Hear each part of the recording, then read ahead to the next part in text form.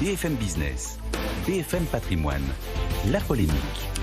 Nicolas Dose, bonjour. Bonjour. Voilà des salariés actionnaires heureux. Un peu plus d'1 millier de salariés de La Redoute vont recevoir, attention, 100 000 € en moyenne chacun. Comment c'est possible? Eh ben, c'est possible parce qu'ils sont devenus actionnaires au moment où ça allait très mal pour La Redoute. On est en 2014. Ils sont restés actionnaires au moment où ça allait beaucoup mieux et où Galeries Lafayette rachète La Redoute. Voilà comment c'est arrivé, comment les 1500 salariés celui qui est devenu un e-commerçant à Roubaix, décrochent une sorte de jackpot, c'est vrai, en étant actionnaire salarié.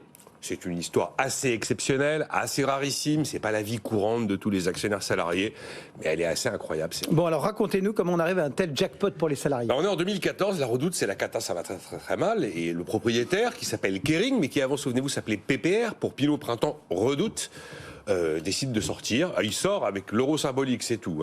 Il cède aux deux dirigeants de l'époque, qui s'appellent Nathalie Bala et Éric Courteil. Ils sont prêts à tenter la renaissance de La Redoute, mais il faut recapitaliser. Et là, ils ont 1500 salariés qui y croient. Et qui disent, on y va, on est avec vous. Et donc, tout le monde monte au capital de La Redoute. À tel point, d'ailleurs, l'engouement est si fort que les deux dirigeants vont limiter à 160 € la mise de chaque salarié. C'est 100 € minimum le ticket d'entrée, personne ne peut aller au-delà de 160. Il va s'écouler 9 ans, le grand virage vers le numérique. On laisse plus ou moins tomber la mode qui était quand même le cœur même de l'activité pour se concentrer sur les produits de la maison. Et puis arrive un repreneur qui s'appelle Galeries Lafayette et qui valorise tout ça. 1 milliard d'euros. En 2018, Galeries Lafayette passe à 51%. Il était prévu qu'en décembre 2022, on montait à 100%. Tous ceux qui étaient encore là à ce moment-là ont fait tout simplement la bascule. La bascule, il y a... Entre eux, donc, 160 €. Voilà. Qui deviennent en moyenne 100 000 € chacun. Et une histoire extraordinaire, tout ça est logé dans un FCPE, un fonds commun de placement d'entreprise.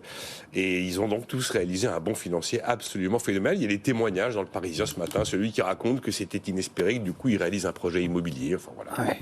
Vous parlez donc de FCPE. Oui. C'est important, parce que la structure qui a géré leurs actions obéit à des règles pour récupérer l'argent. Comme toujours ce genre de produit, alors vous êtes plus spécialiste de ces produits ici que je ne le suis, mais effectivement, c'est pas un livret A, quoi. C'est pas un compte en banque. Donc, la plupart du temps, dans ce genre de situation, ça se passe au moment de la retraite. Sinon, il faut attendre la mort. Enfin, c'est pas super sympa d'attendre la mort. Ça veut dire que c'est les héritiers qui en profiteront. Et c'est toujours pareil. Vous avez l'argent bloqué un certain temps. Alors, j'ai un peu essayé de préciser, c'est 5 ans. Après, il y a des déblocages anticipés qui correspondent à peu près aux mêmes conditions que celles qu'on trouve dans les plans d'épargne d'entreprise. Voilà. Donc oui, effectivement, c'est pas un compte courant. Mais enfin, les 100 000 €, ils sont bel et bien acquis. Bon, vous le disiez au début, ce qui se passe à La Redoute, c'est pas la vie courante de tous les actionnaires salariés. C'est vrai, mais c'est un exemple un peu extraordinaire, un peu symptomatique de ce qu'est l'actionnariat salarié pour défendre l'actionnariat salarié comme outil du partage de la valeur. On ne cesse de parler de ça.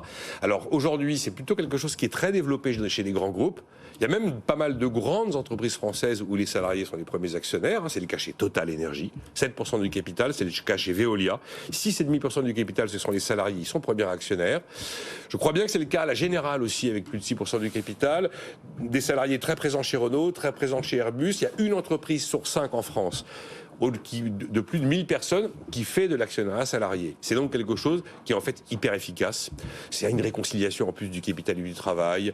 Il y a plein de raisons de défendre ces dispositifs de partage de la valeur. Et donc l'enjeu, plutôt que d'aller faire des dividendes salariés contraignants obligatoires, c'est d'avancer vers ce genre de solution, mais évidemment de rendre ça accessible dans des entreprises de beaucoup plus petite taille. C'est pas la peine d'être coté pour avoir de l'actionnariat salarié. Par exemple, je suis persuadé qu'il y a des patrons qui s'imaginent que si on n'est pas coté, c'est pas possible. Voilà. Donc, faisons à l'occasion de cet exemple un peu particulier la promotion de l'actionnariat salarié. Merci Nicolas Dose.